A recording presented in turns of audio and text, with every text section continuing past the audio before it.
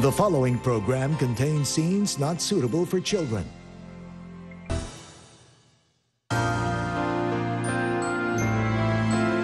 You're watching Mel and Joey.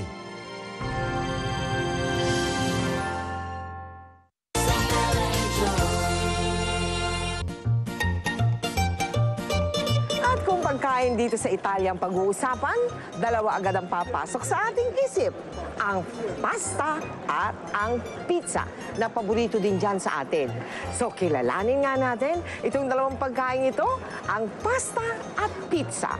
Sa Italia, pasta at pizza ang kanilang staple food. Tara, let's eat Italia. Mga fresh ingredients ang ginagamit nila para sa kanilang mga sauce.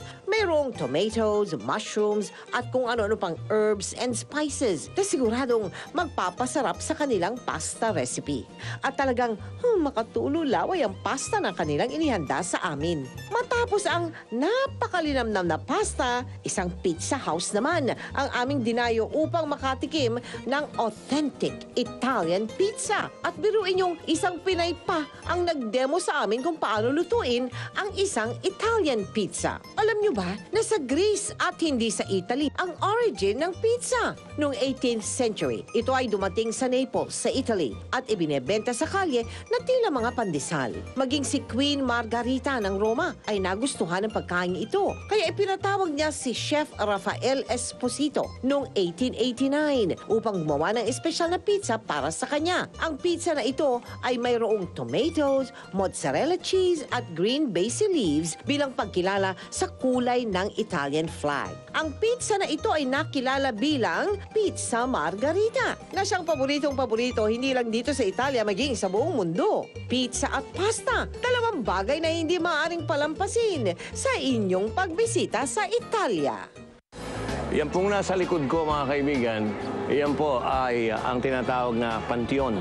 Pantheon, yan po ay itinayo para sa mga gods o mga dioses ng ancient Rome.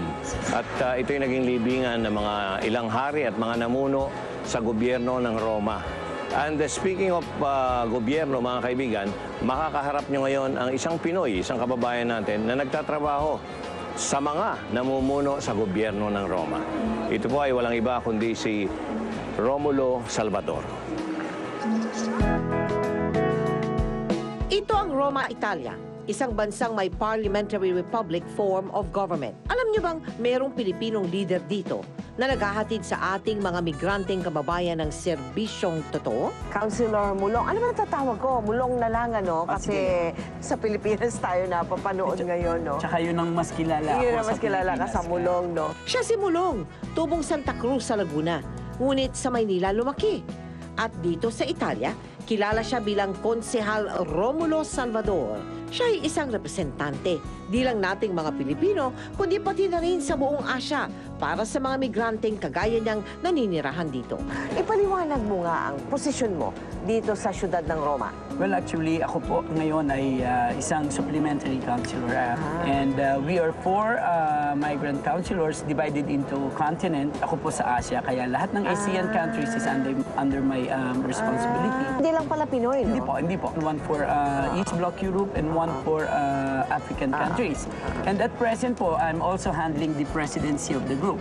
So, hindi Yung apat, may presidente, ikaw yon. Ano ang mga responsibilidad mo? Actually, as supplementary counselor, we don't have the right to vote during deliberation, but we have all the rest of the function of a normal city councilor. Pwede kaming magbigay ng proposals, pwede kaming magbigay ng project itself. Bago pinasok ni Mulong ang politika dito sa Italia, alam niyo bang napakarami niyang naging hanap buhay?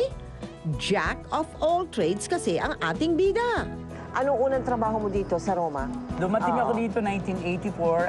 I've been a waiter since from 84 to 98. I used to handle a fine dining restaurant, 10 tables lang. 14 years waiter. Okay, and then? Pagkatapos, nagda-doubles ako during my early years here sa Malayan Theater Group. Dahil passion Meaning, ko talaga yung pag-arte. Umaarte ka. Pag linggo, nasa community kami and we're giving para magkaroon ng konting kasiyahan. We did some theater pieces So, merong already. yung artistic side of you, ha? Talagang lumabas dito, no? Nailabas Aside ko from rin. theater, ano pa? Nag-combo rin ako. Nag-combo ka rin, may yes, music pa, I okay. play drums and saxophone. Alright. Tapos, yun nga, na uwi din sa beat player in TV In series, television, in Italian talaga? TV series Italian and films, international. Ikwento mo yung partisipasyon mo dun sa isang Walt Disney film. Si Bill Murray po ang bida doon. Hindi ako aktor doon. Ano? I was a dialogue coach. Somebody who can explain English to Italian for the crew and Italian to Tagalog for the extras. It's a new role sa filmmaking. Ngayon, paano ka nasama sa politika dyan? Paano? When I started to have my family, nagkaroon ako ng anak and ipinasok ko sa isang kindergarten na pinatatakbo naman ng isang asosasyon ng mga Pilipino. No? That's the Commission for Filipino Migrant Workers. I was elected president of the group at doon na uwi yung may social inclination and politics. But is your position in the city council, is this an elective position or an appointive position? Yes, it's an elective. The election was among migrants. Legal residents ng mga migrant community, not only from the Philippines, the rest, nagkaroon ng isang malawakang kampanya. And I was the most voted among 46. Sa kabila ng natagpo ang tagumpay ni Mulong dito sa Roma, hindi pa rin nakalimutan ni Mulong ang kanyang bayang Sinilangan. Naroon pa rin ang kanyang puso kung saan ibig niyang bumalik para sa kanyang pagtanda. Plano mo na bang manatili dito? May plano ka pa bang bumalik sa atin? Sabi nga nila, yung salmon daw pag matanda na bumabalik sa tubig kung saan sila pinanganak. No? Palagay ko ako'y magiging salmon din. Babalik ka Babalik din ako. Ciao, Philippines!